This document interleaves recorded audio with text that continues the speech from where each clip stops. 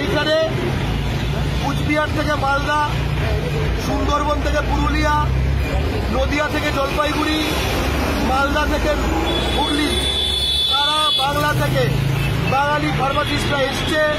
কারণ 2018-এ 512টি পদে ফার্মাসিস্ট নিয়োগের যে বিজ্ঞপ্তি জারি হয়েছিল, সেই বিজ্ঞপ্তিতে বলা হয়েছিল বাংলা বিষয় হিসেবে থাকতে হবে, বাংলা জানতে হবে, তার বিষয় হিসেবে থাকতে হবে।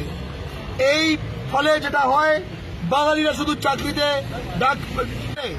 এই হেলথ রিক্রুটমেন্ট বোর্ড দুর্নীতি করে বিহার, ইউপি, ঝাড়খণ্ড, মধ্যপ্রদেশ, দিল্লি থেকে তাদের দেশওয়ালি ভাইদের ঢোকায় পয়সা নিয়ে।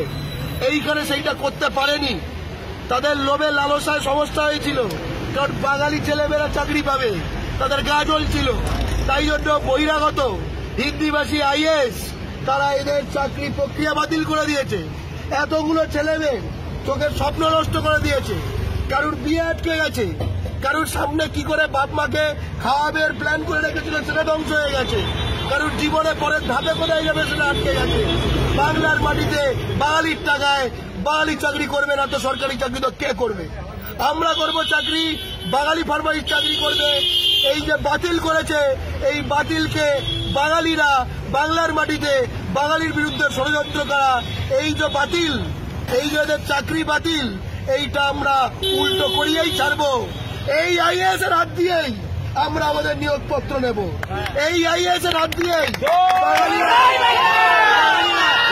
বাঙালিরা তাদের নিয়োগপত্র নেবে।